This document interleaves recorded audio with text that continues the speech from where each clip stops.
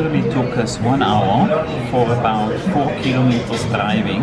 Okay, we missed the parking, we had to drive around the whole thing once more, but I think it's absolutely worth it. If you look around here, the restaurant, it's beautiful. There's some menus, there's a little a la carte. We have decided to go for the 5-course and for the 9-course menu with wine. I'm really looking forward. We saw the chef at the pass when we came in. It's a beautiful kitchen, everybody is busy, very calm and quiet in the kitchen. I think we will have an amazing evening tonight.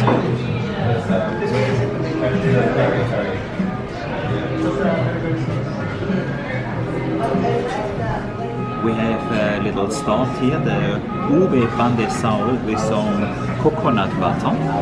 It's really nice. Oh, it's nice and warm. Oh, it's actually not just warm, it's hot inside. Oh my gosh. You can see how the steam comes out. That really comes just out of the oven. There's a bit ube in.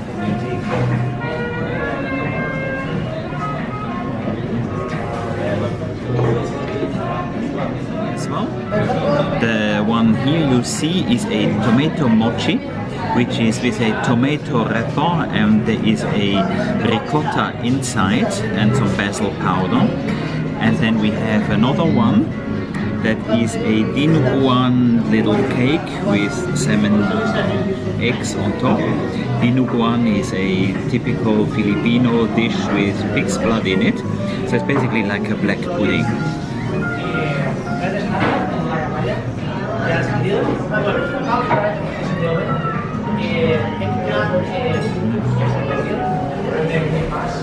It's a bit like tomato mozzarella, slightly smoked.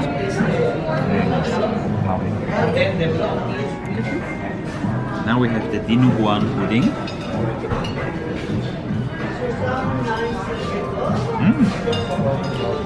It's nice. It's slightly sweetish with the saltiness of the salmon eggs. It's really nice. It goes very well together. Okay, the next starters we got are really interesting. What you see now is actually a pan de sal meringue. Pan de sal is a famous spread in the Philippines, and they made a meringue out of it. And in the middle there is a chicken mousse. So I think it's a really nice combination. And then we have another one, which is a black cracker made out of squid ink and prawns, and on top of that is uni mousse and egg mousse. So let's try.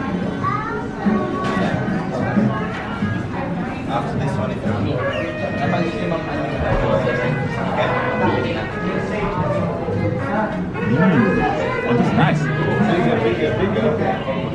It's really like a slightly salty meringue with a very nice chicken mousse inside. It's absolutely beautiful, and it tastes like that. And let me take the other one. Hi, so while we were tasting, actually more little snacks came. We have in total 6 snacks. So let me try the black one with the uni mousse. Uni is the sea urchin. Oh, it's nice.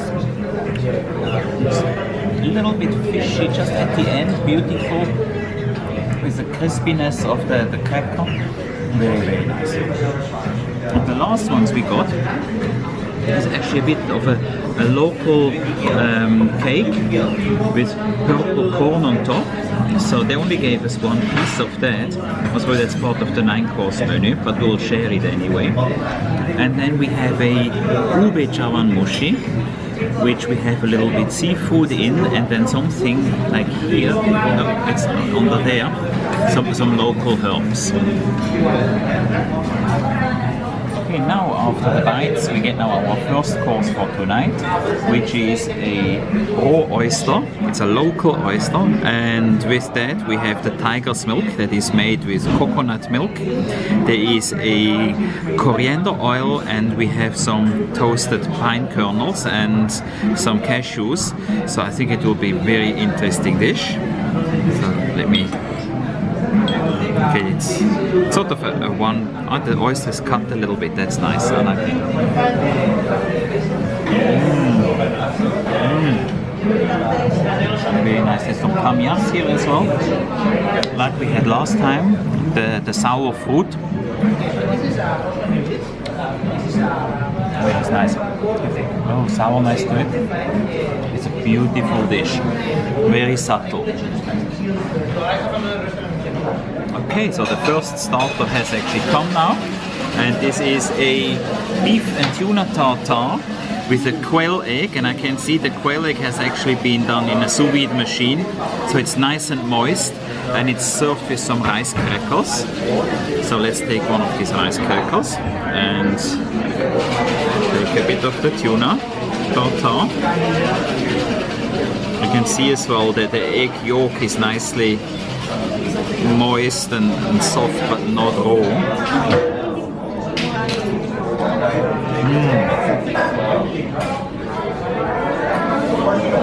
Beautiful. Some freshness coming out, a little bit spiciness, but again, the flavors are very subtle, very nice. I love this dish. Two techniques: boil it Spanish style, and then we have a Josper or charcoal firewood oven. Okay. We grill it there. Yeah. We marinate it a little bit, and then we have a chicken broth Yeah. with pickled papaya in the 5 Chinese spices and an East style. Thank you very much. Okay, so I don't think I have to explain the dish any further. The chef himself has presented, and it sounds very, very interesting. So let's just try a little bit. They give me a fish knife, so I'm sure that the octopus is extremely tender, and it is. With chicken and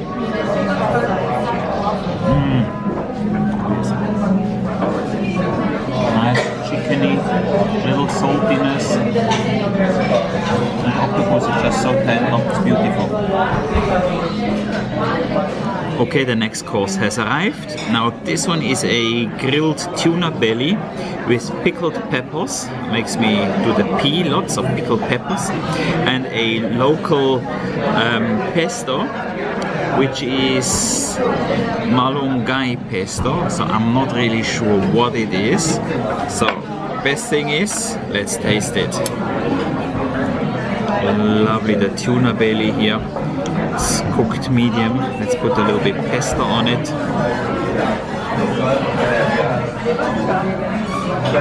Oh yes. This is so tender. And the pesto is just beautiful. I can't say any different. It's quite a big portion for a 9-course menu. But hey, we're not here for fun. We're here to have a fantastic menu.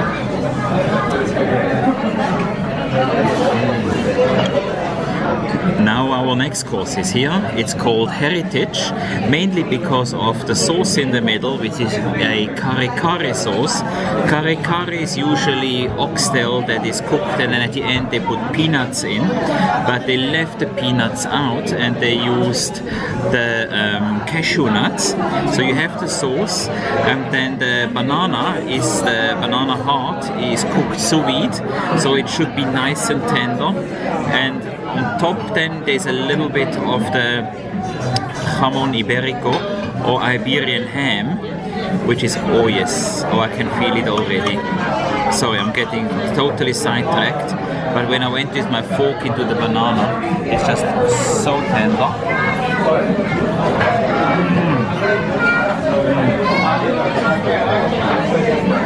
So it's a bit nutty.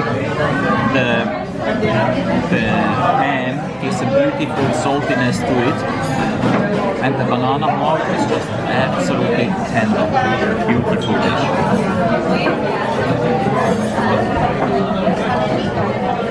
I took the wine pairing with the menu tonight, and as usual, I think I'm completely behind with drinking. They're just coming with beautiful wines. Chenin from South Africa, Rosé from South Africa, Moorbosch, and now we are on a Pinot Noir from New Zealand. And we still have about 4 courses to go, so I'm glad that we have self-driving cars nowadays, or just don't drink and drive.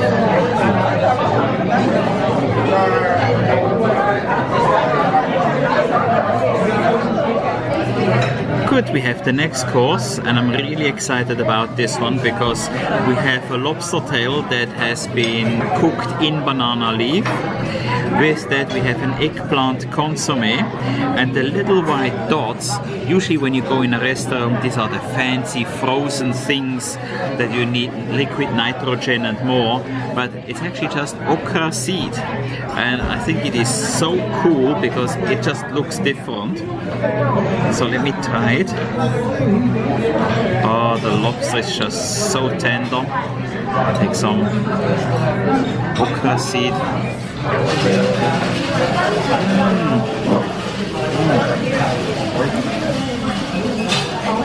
The lobster is cooked to perfection. Absolutely beautiful. The consomme is nice and light, and the okra seeds, they just like pop in your mouth when you bite them. It's a fantastic dish, just perfect to have before we go to the main course now. We have arrived at the main course. For the main course I have chosen the pork, which is slow cooked, most probably sous vide as well, then quickly pan fried, and it is served with a puree of bok choy, some pickled bok choy, and the yellow one is jackfruit. And with that I just have to show you my tiny little glass of Saint-Emilion Grand Cru, which is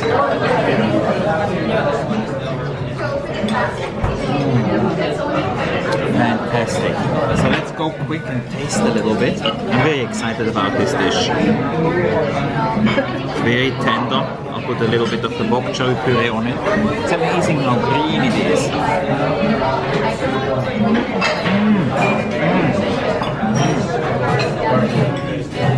It's tender. The pork flavor comes so nicely. It has been brined for a while. I can get these briny flavors out of it. The bok choy puree is very clean, grassy, green, beautiful dish. Absolutely beautiful.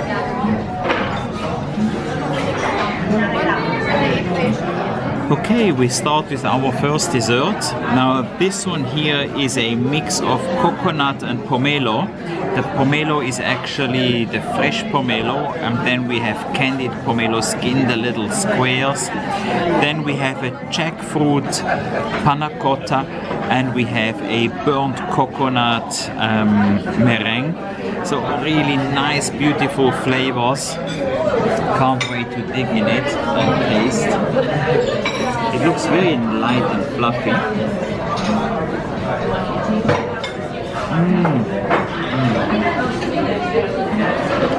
The jackfruit comes through a little bit, and the pomelo gives a little bit of sourness. It's a beautiful dessert. I think the whole menu so far, it's just subtle flavors.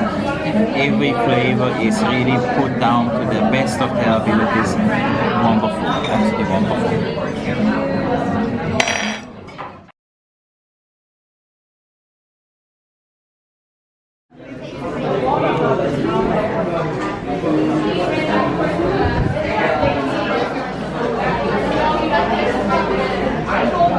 Okay, the last dessert we have tonight is called South, because everything comes from Davao.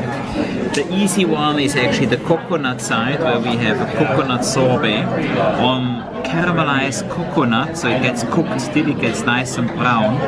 But on this side it's a durian mochi, and so far I didn't have any good experiences with durian, so I'm really worried about that.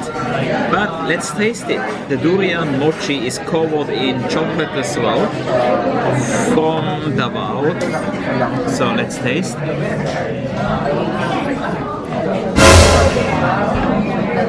It's durian. It's a raw onion mochi.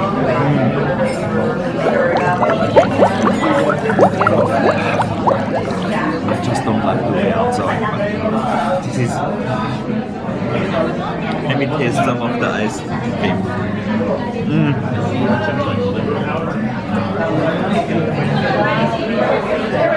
Beautiful. The ice cream is nice. The durian is really durian. I can't do durian. I can do coconut. It's a fantastic fantastic evening. The chef came out twice, lovely chat with him, great guy, fantastic food. Just do it,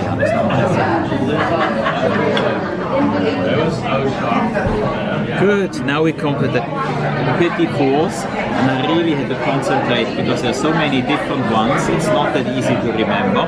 But we start here with ube pastillas, which look very, very nice and yummy. Then we go over to a very typical Filipino cookie, it's a polvoron. This one is a coffee polvoron with a little coffee cream on top. Then we have a chocolate praline on coconut, just plain and simple chocolate praline, so looking forward to that. And this one is, I just forgot the name again, very traditional Filipino cookie made with egg yolk, yogurt and something else. You know what? Let me just taste it.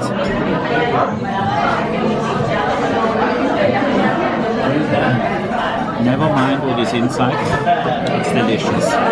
So, all I can say is, fork out some money. By Chele is actually not that expensive.